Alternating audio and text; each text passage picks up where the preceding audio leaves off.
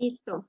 Bueno, eh, hola, buenas tardes a todas y a todos. Muchísimas gracias por estar aquí en este evento de ruta hacia la Local Coin México 2020, aunque estamos ya en el 2021. Los resultados de esta Local Conference of Youth pertenecen al año 2020 y les recordamos que estos resultados serán enviados a Yongo para que la voz de las juventudes tenga incidencia en las políticas climáticas a nivel internacional, al mismo tiempo que tenemos espacios como este en el que nos acompaña Tiajoga el día de hoy, en el que buscamos crear capacidades y compartir conocimientos de importancia para que los jóvenes tengamos mayor incidencia en cuestiones y aspectos climáticos. Primero que nada, voy a presentarles a Tiajoga. Tiajoga es una persona que ha durado muchísimos años ya en el tema de la educación ambiental y climática. Voy a leerles un poco de su semblanza para que nos empiece a platicar sobre su ya bastante experiencia que tiene en el tema.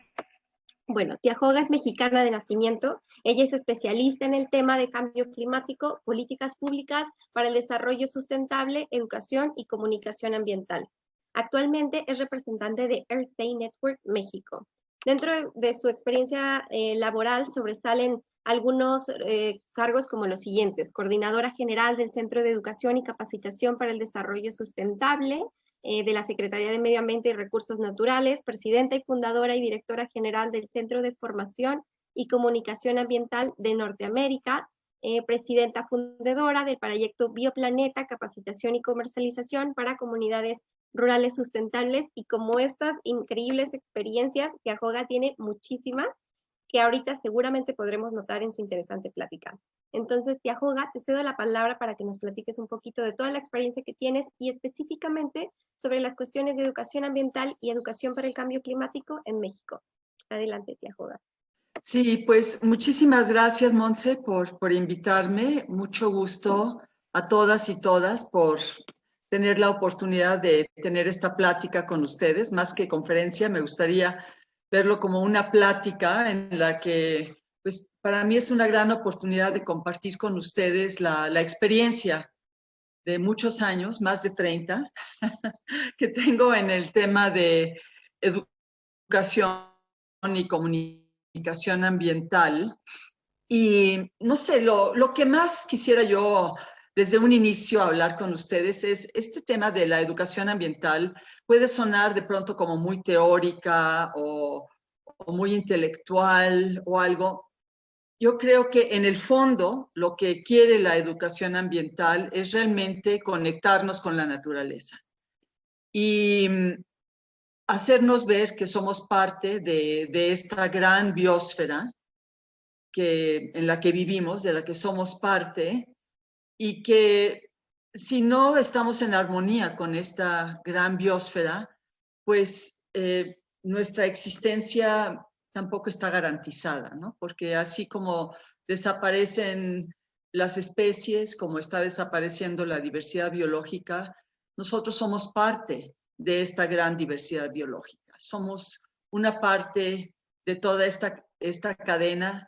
El doctor Sarucán, me refiero a él porque siempre dice, bueno, pues aunque ustedes no lo quieran oír, ustedes son, a final de cuentas, Homo sapiens sapiens. Y son pues la evolución por el momento más alta de los primates. Pero bueno, si no cuidamos el planeta igual como los dinosaurios, pues podríamos extinguirnos. Y yo creo que justo en este momento, estamos justo en ese momento, ¿no? Estamos en el 2021 y estamos realmente en una gran crisis. Y otro tema muy grande, muy importante que no se habla mucho porque es como un tabú, es el tema de la población, ¿no? O sea, yo quisiera referirme a 1970, quisiera como comenzar hablando desde 1970, que fue el primer día de la Tierra. Fue como la primera vez en que la sociedad, las asociaciones civiles, la sociedad en su conjunto, se dio cuenta que la contaminación del suelo, del aire, de los ríos, pues de pronto llegó a una situación realmente peligrosa, ¿no? Entonces nos preguntamos por qué en 1970. Bueno, porque a partir de 1950, o sea, 20 años antes, comenzó la gran industrialización, no solo en México, sino también en todo el mundo. Después de la Segunda Guerra Mundial, hay que ver el tema histórico, ¿no? Termina la Segunda Guerra Mundial, los países están deprimidos, mucha gente ha muerto, un poco como, como la crisis que estamos viviendo ahorita. Yo creo que no nos podemos imaginar lo que fue la Segunda Guerra Mundial, nadie de nosotros, pero como decía el nuevo presidente Biden, ¿no? En la pandemia que vivimos hoy en día, en un año han muerto más personas que en toda la Segunda Guerra Mundial. Entonces, no hay que perder esto de vista, ¿no? Y quizá las guerras hoy en día son distintas. No quiero decir que estemos en una guerra, pero sí estamos en una crisis. Y la Segunda Guerra, pues fue una enorme crisis y existencial en muchos sentidos. Y a partir de 1950, a partir de que se forma la Organización de las Naciones Unidas a final de los años 40, como consecuencia de la Segunda Guerra Mundial, pues la humanidad comienza a darse cuenta que tenemos que trabajar de manera unida, que tenemos que compartir, que tenemos que trabajar juntos, que tenemos que hacer estatutos. Y esto ayudó a la recuperación de la humanidad, diría yo, ¿no? De las poblaciones de Europa y de todo el mundo, y también de la salud. Fue un tema en que la salud, de pronto pudimos tener más vacunas, pudimos manejar el tema de la salud, hubo mucho menos mortalidad infantil. Y entonces, de alguna manera, de 1950 a 1970, hubo como un boom, ¿no? En México, de hecho, en 1950 había 50 millones de habitantes, imagínense, 1950, y hoy en día somos más de 120 millones, o sea, somos casi 2,5 más de los que éramos en 1950. En todo caso, no fue hasta 1970 que la humanidad se comenzó a dar cuenta que esta industrialización, esta recuperación económica, industrial, pues de pronto tenía un efecto en el medio ambiente. Y lo más extraño de todo es que eso no se había considerado, ¿no? O sea, la humanidad se concentró en crecer, crecer, crecer, producir, producir, producir, y de pronto el impacto en el medio ambiente nos rebasó. Entonces, el 22 de abril de 1970, en Estados Unidos, se hizo el primer Día de la Tierra, justo con un proyecto de educación ambiental, con un proyecto que se llamó Teachings, o sea, enseñanzas. Y estas enseñanzas venían justo al caso de decir, a ver, ¿qué está pasando con los ríos? Porque en Estados Unidos los ríos estaban tan contaminados que uno de ellos, que se llama parecido a mí, el Tahoga River, de pronto había flamas, ¿no? Se estaba incendiando el río por tal cantidad de hidrocarburos que se estaban virtiendo al río, y pues esto hizo que de pronto la gente dijera, bueno, ¿cómo es posible, no? Hubo problemas con mercurio, como en Minamata, con metales pesados. En todo caso, fue hace 50 años que de alguna manera fue la primera gran conciencia de que había un grave problema ambiental. Y obviamente la educación ha sido el eje desde 1950 a la fecha. Ahora, yo muchas veces me pregunto, bueno, ¿cómo es posible que nos hayamos tardado tanto? No, realmente hemos reaccionado muy lentamente. A partir de 1950 yo creo que debió haber un cambio radical en la educación. Debió haber comenzado una educación mucho más conectada con la naturaleza. Y sin embargo, esto no fue así. Digo, yo en los años 70, hacia mediados de los años 70, estaba en la UNAM estudiando biología, Y ecología era nada más una materia optativa que se daba los sábados, ¿no? Era relación del hombre con el ambiente, ¿no? 1 hora los sábados. Y, y fue fue realmente muy lento todo este proceso, ¿no? Entonces, en lo personal, yo comencé mi trabajo en educación ambiental, yo diría desde antes de 1970. Tuve la fortuna de crecer, de nacer y de crecer en un pueblo que se llama Tepoztlán. Mi padre fue ingeniero, ingeniero hidráulico y él me enseñó todo lo de las cuencas, cómo funciona el agua.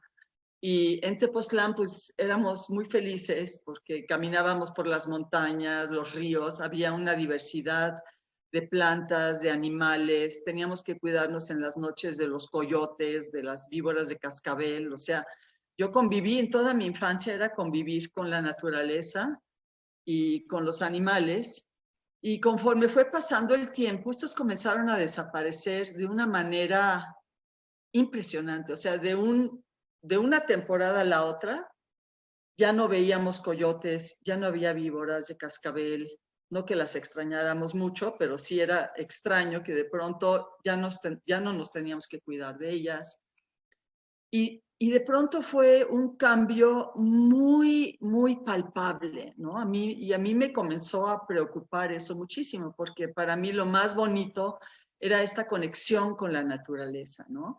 Y esa conexión con la naturaleza es a la que yo le llamo educación ambiental, porque sin esa conexión, sin esa vivencia, sin, eh, sin ese placer de salir a la montaña, de poder respirar el aire limpio, de saber lo que es respirar aire limpio, de saber lo que es tomar agua del río, de, de saber, de conocer las estaciones, de saber qué plantas crecen en qué estación, cuándo son las lluvias, cuándo son las secas. Todo esto que de alguna manera obviamente lo podemos aprender a través de los libros. La mejor enseñanza es vivir en la naturaleza y entenderlo profundamente, ¿no? Entonces yo me siento muy afortunada de haber tenido esta experiencia, la cual marcó en mí pues una clarísima vocación, ¿no? Yo desde muy joven yo sabía que esto es lo que yo tenía que hacer, defender que no siguieran desapareciendo las especies, de que no se siguiera contaminando el aire.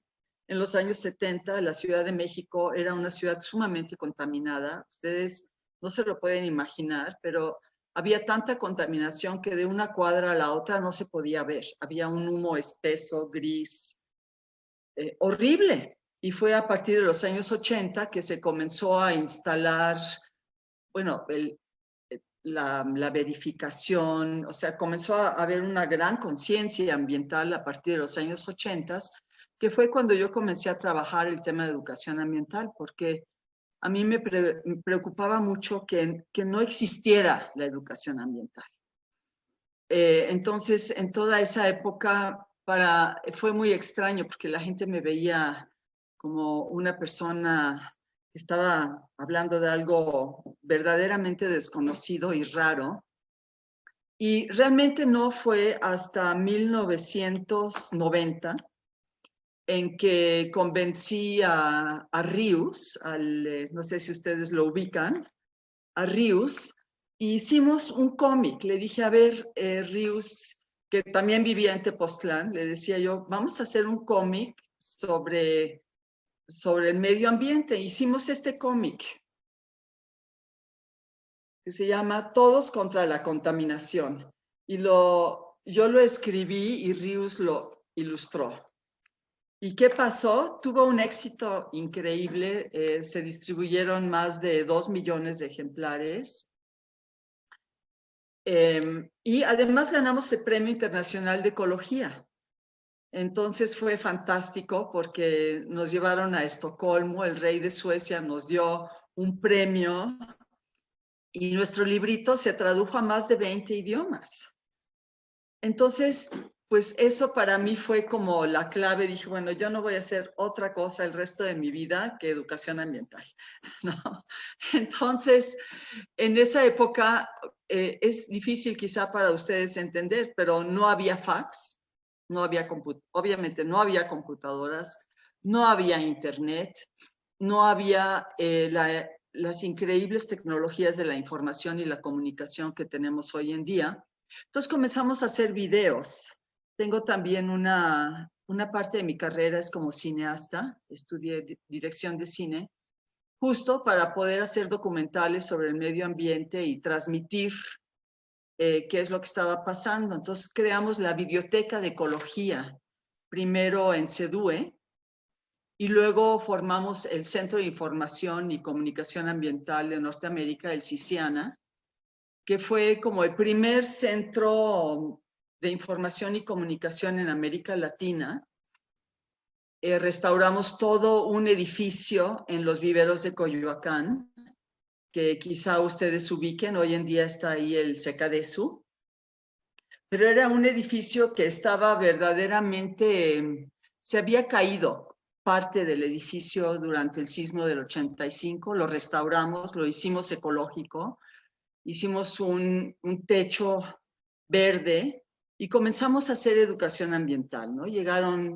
Diariamente llegaban entre 1,000 y 2,000 niños, maestros, a aprender con diferentes programas y usábamos también los viveros de Coyoacán para poder trabajar esta parte vivencial de conexión con la naturaleza.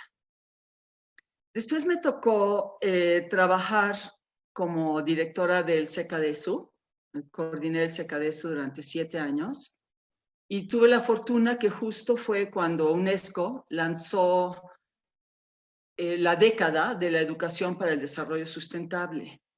Entonces, yo creo que esa fue una de mis experiencias más bonitas que he tenido en mi vida. Fue una oportunidad, la vida nos va dando oportunidades y esta fue una gran oportunidad de poder trabajar con todos los estados, con todos los educadores ambientales del país y de hacer en cada uno de los estados de la República los planes estatales de educación, capacitación y comunicación ambiental. Y todos estos planes, los 32 planes de estudio, los juntamos e hicimos la Estrategia Nacional de Educación para el Desarrollo Sustentable, que en principio debía de ser del 2005 hasta el 2015, ¿no? De alguna manera se hizo este plan de trabajo y avanzamos muchísimo, pero una de las cosas que siempre faltaron de veras fue la participación de la Secretaría de Educación Pública. Aunque en un momento dado, cuando yo fui directora del SECADESU, mi antecesor en el SECADESU, el doctor Edgar González Gaudiano, que es un educador ambiental muy respetado, él fue el director de educación ambiental dentro de la SEP y de alguna manera esto ayudó a avanzar el tema. También cuando presentamos la estrategia nacional, pues estuvo el presidente, en aquel entonces fue el presidente Fox, estuvieron todos los secretarios de Estado y se hizo un compromiso, ¿no? Logramos un compromiso nacional por la educación para el desarrollo sustentable. No sé, creo que hay un ruido, pero ya estamos bien. Entonces, pues un poco la historia de la educación ambiental ha sido esa, ¿no? Que cada vez que hemos pensado que ya lo logramos, resulta que pues avanzamos un poquito, pero no acabamos de lograrlo. Porque después de la Estrategia Nacional de Educación Ambiental, que debió haber sido realmente el arranque ya en serio para que la educación ambiental se formalizara y que todos los niños, todas las niñas, todas las universidades siguieran con estos programas, pues volvió a caerse, ¿no? En el sexenio pasado este tema no tuvo la menor importancia, se le quitaron los recursos y pues en este sexenio pues hemos ido un poco variando, algunos secretarios sí lo apoyan, otros no, pero lo bueno que ya se logró, y, o sea, lo que a mí me parece fantástico es que se logró cambiar la Constitución ya en el artículo 3º y estamos trabajando con la SEP. y estamos trabajando con la SEP, con el equipo de EAM, Educación Ambiental Mundial, que se formó, comenzamos a trabajar en esto en el 2019, en agosto del 2019, y hoy por hoy Montse es parte del equipo de EAM, y se logró un consorcio, una alianza de más de 20 organizaciones de la sociedad civil que están empujando el tema de educación ambiental, y logramos por primera vez con la Secretaría de Educación Pública un programa que se llama Escuelas por la Tierra. Y este programa ha sido súper exitoso. O sea, el año pasado tuvimos aproximadamente 3.300 escuelas que ya participaron, escuelas que participaron con programas, con proyectos. Y ahora sí me voy a ir un poco ya al PowerPoint con esta introducción, ¿no? Aquí ven educación ambiental mundial. O sea, esto es lo que está pasando hoy en día. Como ven, aquí hay más de 20 organizaciones de la sociedad civil que nos juntamos. Educa ha sido un gran líder en esto. Educa lleva más de 25 años de su fundación y es una de las organizaciones más sólidas en el tema de educación, y ahora está tomando a la educación ambiental como uno de sus ejes principales. ¿Pudiéramos ver la siguiente, por favor? Aquí está un poco en un esquema lo que les había yo hablado antes, ¿no? O sea, todo comienza en 1970 con el Día Mundial de la Tierra, el primer Día de la Tierra, el 22 de abril de 1970. En el 92, fíjense, esto es muy interesante porque de 1970 a 1992, estamos hablando de 22 años, cuando fue la primera cumbre de cambio, bueno, la primera cumbre de desarrollo sustentable, la Cumbre de la Tierra en Río de Janeiro, que por cierto tuve la oportunidad de estar ahí. Para mí fue la primera experiencia de una gran cumbre, que fue fantástico, ¿no? Y en Brasil, en Río de Janeiro, fue la primera vez realmente que todos los ambientalistas del mundo nos reunimos. Y fue el arranque, diría yo, de un trabajo formal, mucho más formal, del consenso de los gobiernos. Fue la primera vez que realmente todos los gobiernos hicieron un acuerdo. Y luego nos tardamos, pues como ven aquí, otros 20 años para llegar a ACE, Action for Climate Empowerment, que es el empoderamiento hacia el cambio climático, que son las medidas, ¿no? ¿Qué medidas vamos a tomar para el empoderamiento climático? Entonces, como ven, es muy lento el proceso.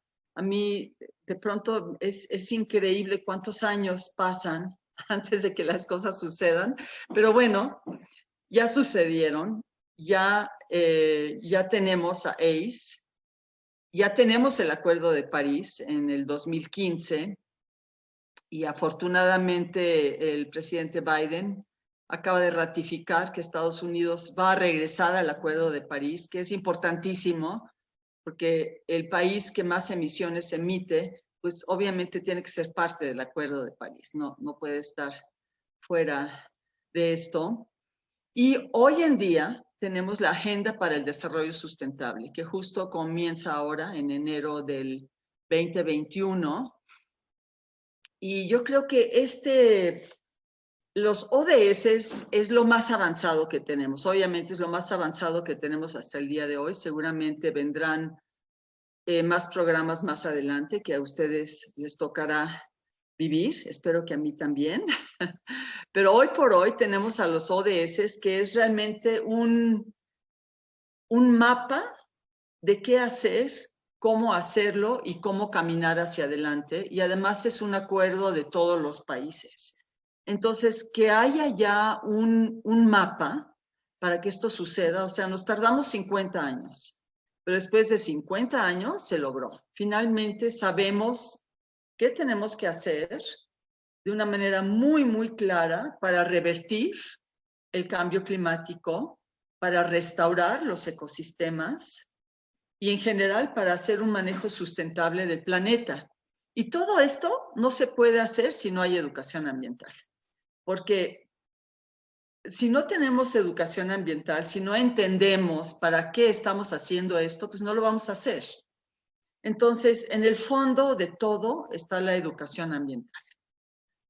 Entonces, este programa de Escuelas por la Tierra que lanzamos como un experimento, fue como un experimento el año pasado, justo en esta época, que dijimos, bueno, pues para el Día de la Tierra vamos a trabajar con la SEP, se abrieron las puertas de la SEP y pudimos lanzar este programa y hoy por hoy estamos ya en la segunda convocatoria de Escuelas por la Tierra y es a lo que le estamos apostando, porque es a lo que llega realmente a las escuelas y es lo que motiva y hace que los jóvenes, que los maestros y los jóvenes trabajen y piensen sobre este tema en proyectos muy prácticos, ¿no? O sea, la educación ambiental, mientras se quede en la parte académica, mientras se quede en la teoría y no se logre aterrizar en las escuelas, con los maestros.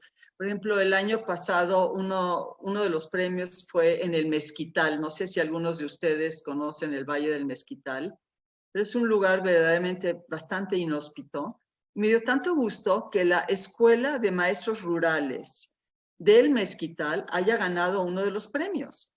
¿Por qué? Porque ahí se forman maestros indígenas que van a enseñar a sus alumnos a cuidar el medio ambiente, a recuperar la biodiversidad, a hacer captación de agua de lluvia e implementar todas estas tecnologías, ecotecnias que tenemos hoy en día. Pero todo esto no va a suceder si no hay educación ambiental, si no entendemos, si no hacemos un cambio profundo en cada uno de nosotros, ¿no? Entonces, si quieres, podemos ir a la siguiente. Entonces, bueno, antecedentes en México, como ya había dicho, ¿no? Los primeros registros son de educación ambiental, son en 1970. Fue hasta 1990 que se formó el Instituto Nacional de Ecología y no fue realmente 4 años después, en 1994, que se formó la Semarnat, ¿no? La Semarnat en aquel entonces, en el 95, y el Secadesu, que yo fui la segunda en el 95, el primer director fue Edgar González Gaudiano y la segunda directora fui yo. Y pues yo aquí tuve la suerte de llevar adelante la estrategia de educación ambiental para la sustentabilidad y ya en el 2019, como ven aquí, está la reforma del artículo 3 de la Constitución, ¿no? Entonces, bueno, pues aquí está la línea del tiempo de la educación ambiental en México. Podríamos ir a la siguiente, por favor. Ahora, educación ambiental mundial para mí es realmente un ejemplo de lo que tenemos que hacer. O sea, el hecho de que 20 organizaciones de la sociedad civil y los jóvenes se hayan unido a este esfuerzo es importantísimo, ¿no? Porque aquí estamos todas las generaciones. Es un proyecto intergeneracional de educación ambiental en la que los que ya hemos pasado por todo esto, pues tenemos la oportunidad de compartir nuestra experiencia. Y ustedes como jóvenes, pues tomar esta experiencia para seguirla desarrollando ya con herramientas pues mucho más modernas, mucho más accesibles. O sea, el hecho de que hoy en día podamos tener un Zoom el viernes en la tarde y que no me tenga yo que transportar a no sé a dónde, sino que aquí desde nuestra casa podemos hablar, es fantástico.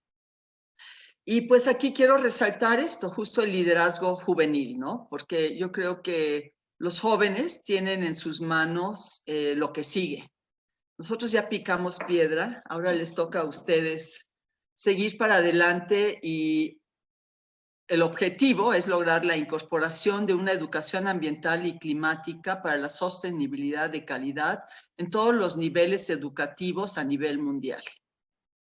Y esto que es obvio, esto es lo que debería de ser, pues ha sido una lucha tremenda y estamos trabajando para que esto se logre a final de este año en la COP26 en Glasgow. Y obviamente aquí el liderazgo juvenil es fundamental, ¿no? O sea, la coordinación operativa del colectivo EAEMA se lleva a cabo por 9 jóvenes, pero yo creo que más adelante, pues ustedes van a llevar adelante todo esto, y todos los que nos están escuchando, pues les recomiendo mucho, tomen siempre a la educación ambiental como el eje, el centro. Es a lo que hay que remitirse, hay que entender por qué estamos haciendo las cosas, cómo funcionan las cosas. Y además es un aprendizaje diario, o sea, yo no he dejado de aprender nunca. O sea, cada día aprendo algo nuevo, y además temas tan complejos como el cambio climático, no es que uno lo entienda, o sea, no es que yo lea un libro y ya lo entendí, es un proceso. La educación ambiental es un proceso continuo en el que vamos entendiendo mucho más al medio ambiente, cómo nos relacionamos y cómo funciona. La siguiente. Y bueno, aquí los ejes principales de AM son top-down, ¿no? Que es el acuerdo por la educación ambiental para la sostenibilidad. Luego bottom-up es educación ambiental desde las escuelas, proyectos muy prácticos, muy aterrizados. Y el eje transversal es la gobernanza interna y creación de alianzas. Porque sin alianzas hoy en día, pues no podemos trabajar. La siguiente, por favor. Aquí nada más un ejemplo de los resultados que tuvimos. Perdón, claro, suena el teléfono justo en medio. Pero bueno, tuvimos los resultados del año pasado de Escuelas por la Tierra. Fueron pues, los 32 estados, una escuela de Colombia que se coló, 110,473 maestras y maestros, 790 estudiantes y 3,298 escuelas. O sea, yo creo que esto muestra la necesidad y el interés que hay por parte de las escuelas, y realmente el hecho de que la Secretaría de Educación Ambiental, de la Secretaría de Educación Pública, me encantaría que fuera la Secretaría de Educación Ambiental, pero creo que para eso todavía nos falta. Pero mientras la SEP tome esto realmente a fondo y realmente se comprometa, pues yo creo que eso sería el mayor logro que podríamos tener. La siguiente. Aquí están todas las entidades que participaron y podemos pasar a la siguiente. ¿Y qué es lo que sigue ahorita? Tenemos el seguimiento a Escuelas por la Tierra como un programa nacional, el diagnóstico con las escuelas que participaron, o sea, cómo les damos seguimiento. Luego la preparación de actividades en línea para reforzar la educación ambiental y la educación para el desarrollo sostenible. Esto es fundamental porque a final de cuentas la educación es de todos los días. Entonces se necesita un seguimiento constante, una estimulación constante, o sea, es algo que no podemos soltar, como cualquier otra educación, ¿no? Como aprender a escribir o matemáticas. En educación ambiental es lo mismo. Tenemos que constantemente darle seguimiento. Lo que viene.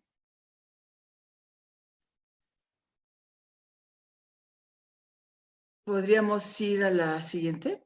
Entonces, los alcances internacionales es avanzar en los compromisos de México, que son el Consejo Nacional de la Agenda 2030, metas de la Agenda 2030, los ODS, sobre todo el número 4, que es el que se refiere a la educación, y el 4.7, que es específico sobre educación ambiental, y ACE, que es el compromiso internacional del Estado mexicano, del Climate Empowerment, empoderamiento climático.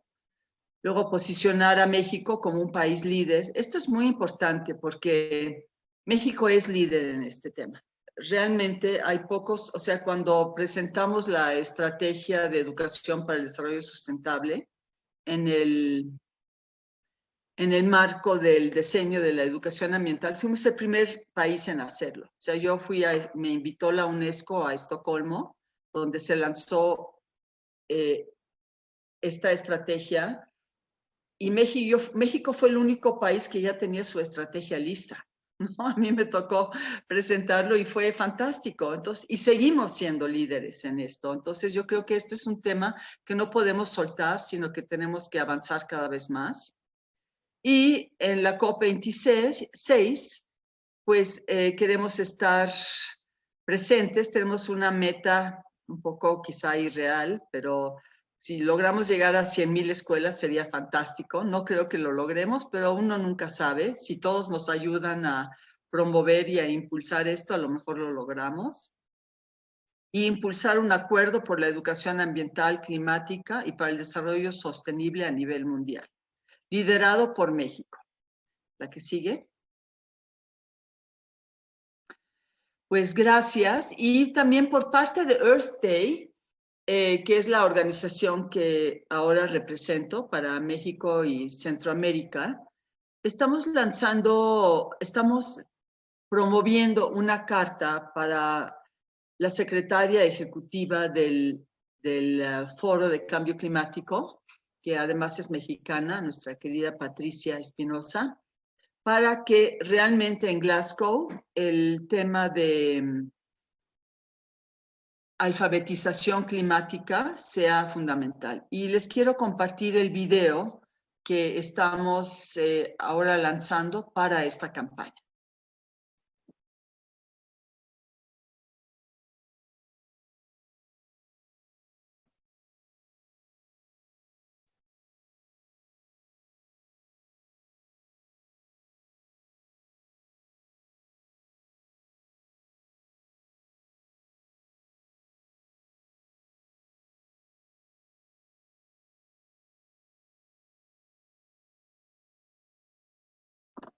Denme unos segunditos nada más para asegurarme de que se vean y que se escuchen.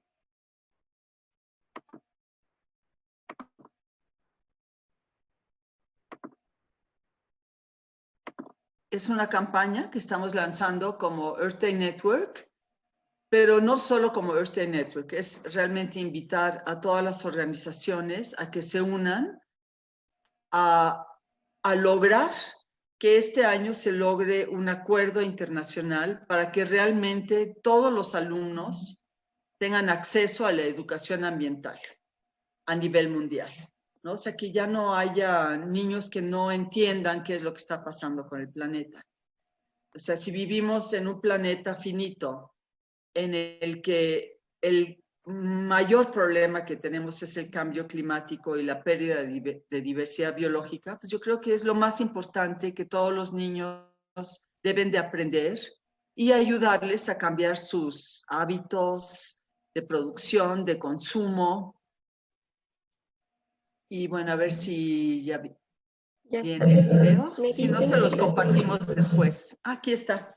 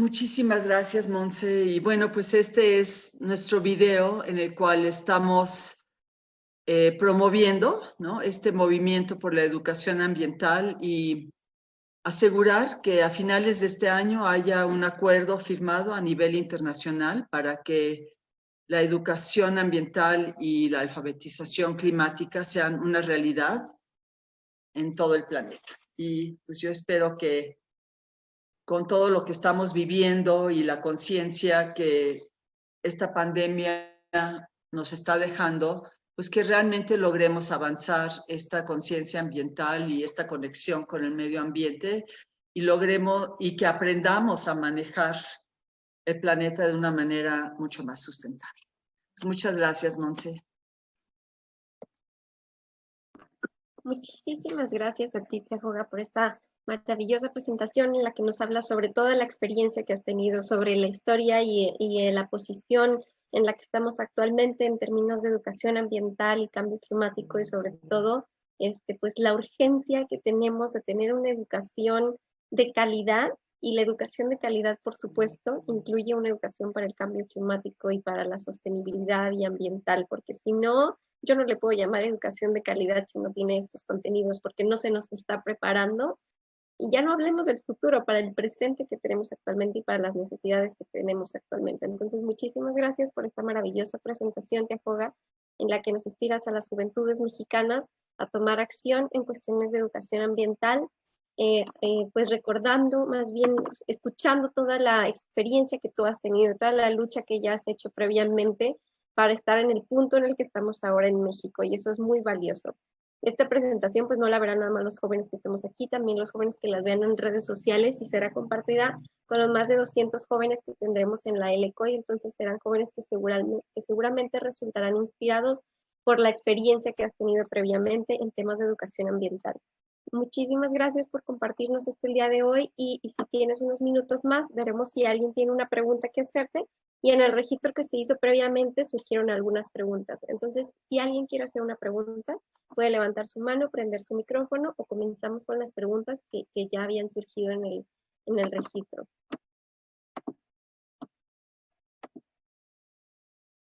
Bien. Bien, pueden irlas escribiendo. No sé si alguien quiere empezar o empezamos con las que estaban. Si no, comenzamos. Una de las preguntas era, ¿cuál crees que es la mayor necesidad actualmente de México para alcanzar una mejor educación ambiental? Bueno, yo creo que la mayor necesidad es que los niños aprendan desde el pre-kinder cómo relacionarse con el medio ambiente, ¿no? O sea, esto es imprescindible y yo creo que cada vez esto se está dando más, pero yo creo que hay que reforzarlo muchísimo, no lo podemos soltar. Entonces, yo diría asegurarnos que la educación formal tenga incorporada la educación ambiental de a de veras. Sí, otra de las preguntas que han surgido es respecto a esta estrategia de educación ambiental de México. Si nos puedes platicar un poquito más qué es lo que contiene esta Estrategia Nacional de Educación Ambiental. Sí, la Estrategia Nacional de Educación Ambiental, de hecho, la pueden bajar del Internet. Está en Internet.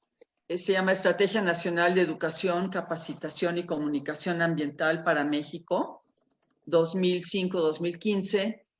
Y justo trabaja todo el tema de la educación formal, cómo incorporar el tema de educación ambiental en el sector formal, en el sector informal, y cómo lograr una mayor comunicación ambiental a la ciudadanía en general, ¿no? O sea, cómo llegamos a la ciudadanía. Ahora, esto ya ha sido de alguna manera rebasado, porque cuando hicimos la estrategia en el 2005, pues no teníamos las posibilidades de comunicación que tenemos hoy en día, ¿no? Internet estaba realmente apenas comenzando a desarrollarse, no había redes sociales. Y hoy en día yo creo que hay mucho más acceso a esta información.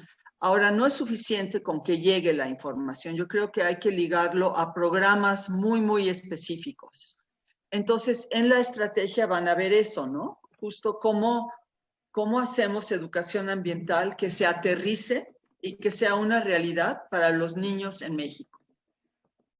Y que podamos ir a cualquier comunidad del país y que los niños entiendan de dónde viene su agua, cómo hay que cuidar el medio ambiente, cómo lo restauramos. Y yo creo que todavía estamos muy lejos de eso, ¿no? Yo creo que todavía la educación ambiental la tenemos como una pintadita por arriba, pero no ha penetrado a fondo. Entonces yo creo que ese es el mayor reto y esa debería de ser la estrategia de educación ambiental hoy en día. De alguna manera siento que los fundamentos están todos ahí, pero ahorita tenemos que aterrizar esto. No podemos seguir hablando de teorías, tenemos que aterrizar y rápido, porque no tenemos tiempo. Tenemos una década, más bien tenemos 5 años para realmente hacer el cambio. Yo creo que este sentido de urgencia lo tenemos que traer en nuestros genes y avanzar esto mucho más rápido de lo que, o sea, no tenemos otros 50 años. Tenemos que hacerlo en los siguientes 5 años y lograr hacer un cambio en la sociedad. Sí, perfecto, totalmente de acuerdo. Otra pregunta aquí en el chat que tenemos es, ¿cómo las juventudes nos podemos involucrar para garantizar una educación ambiental en México? Pues yo creo que cada uno desde su ámbito, desde su carrera, puede hacer muchísimo, ¿no? Porque al final de cuentas, en todas las carreras hay un componente ambiental y avanzar ese en el ámbito en el que se desarrollan es importantísimo.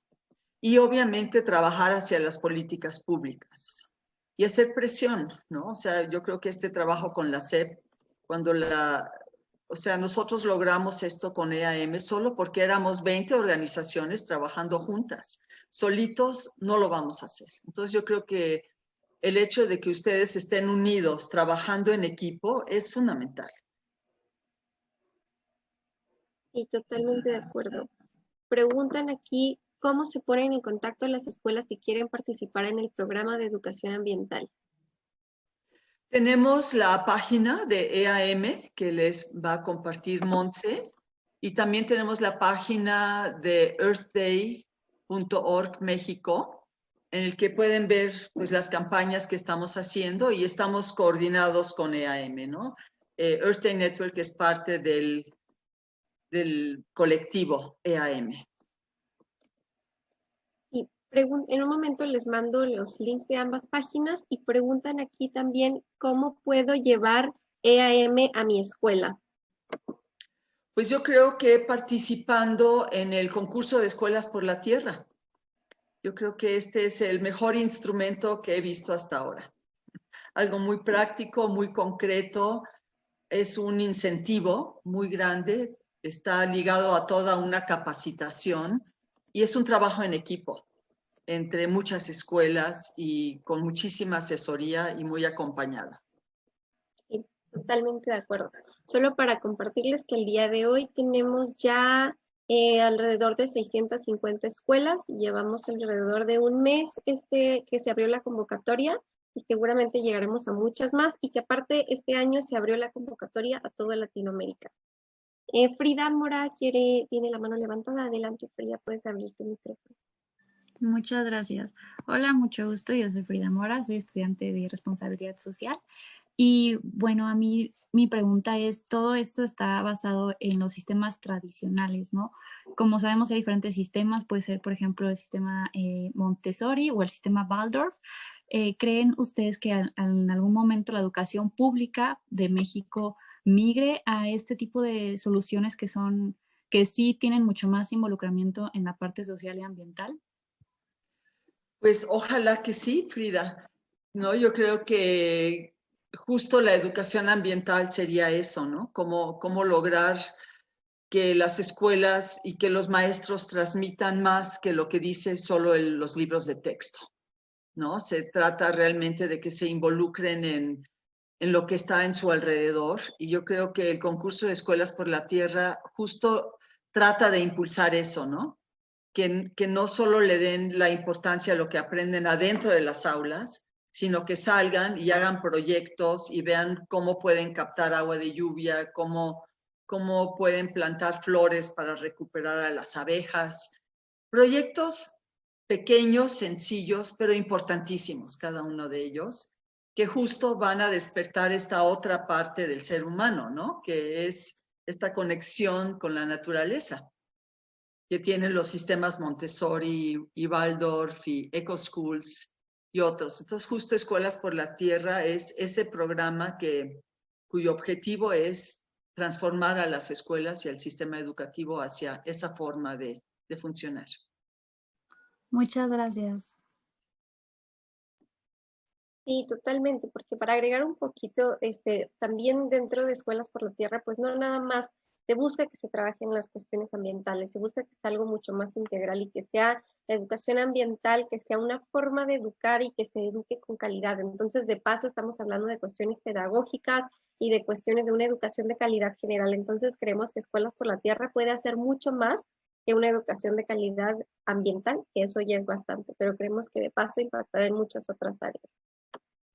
Sí, también Gracias. quisiera agregar que estamos trabajando con Carta de la Tierra, que también es parte ya de Educación Ambiental Mundial. Y Carta de la Tierra, pues es todo un sistema de valores, porque no se trata solo del conocimiento intelectual, sino de los valores que podamos desarrollar en los estudiantes, en las escuelas. Y a final de cuentas, estos valores son los que van a cambiarnos, ¿no? Una parte es la parte de entender nuestra relación con el medio ambiente y la otra es cómo me voy a comportar yo con el medio ambiente, con mis compañeros y con el planeta. Entonces estamos combinando pues todas las herramientas que tenemos a nuestro alcance que se han desarrollado. Por ejemplo, pues Carta por la Tierra tiene también ya 20 años. Entonces son instrumentos que se han desarrollado durante los últimos 20 años, 25 años, y hoy en día pues estamos tratando de juntarlos y que se pongan en práctica en las escuelas y en el sistema educativo. Quizá suena un poco utópico, pero yo estoy segura que lo vamos a lograr. Los cambios se están dando rapidísimo y si no cambiamos rapidísimo, pues no vamos a sobrevivir. Espero Sí, que sí totalmente de sobrevivamos. acuerdo. Es de urgencia. Urgente. Muchas gracias. Sí, justamente, tía Joga, pues esto es una cuestión de sobrevivencia y es una cuestión pues en la que realmente creo que tenemos mucha fe, que creo que todas las personas que estamos aquí es porque creemos en esta causa y porque creemos que el cambio es posible. Entonces, pues para ir cerrando, primero que nada, agradecer a nuestro ponente el día de hoy, no solo por su asistencia, sino por todo el trabajo que ya se ha hecho previamente en esta causa, por todo el trabajo que ya se ha hecho, tía Joga, y que hoy las juventudes te lo agradecemos porque hemos visto cómo la indiferencia de muchas personas adultas nos ha traído como hasta aquí, que siga habiendo esa indiferencia y conocer personas como tú, con esta historia que ya ha tenido durante muchos años, que a las juventudes nos deja un camino complicado, pero no tanto, porque si no hubieras hecho todo este trabajo, seguramente el campo de la educación ambiental estaría mucho más cerrado y sería mucho más difícil para nosotros las juventudes. Entonces te agradecemos mucho todo ese trabajo que hayas hecho, te agradecemos mucho que compartieras tu tiempo el día de hoy y a todas las personas que están el día de hoy, que nos escuchan ahorita, que nos escucharán después y que estarán en la Local COI, y les agradecemos muchísimo el interés que tienen por formar parte del cambio, por levantar su voz y por crear capacidades para ser parte de una acción climática que es realmente urgente. De verdad les agradecemos por ser parte de todo esto a cada una de las juventudes que están aquí y pues sería todo. Muchísimas gracias de nuevo.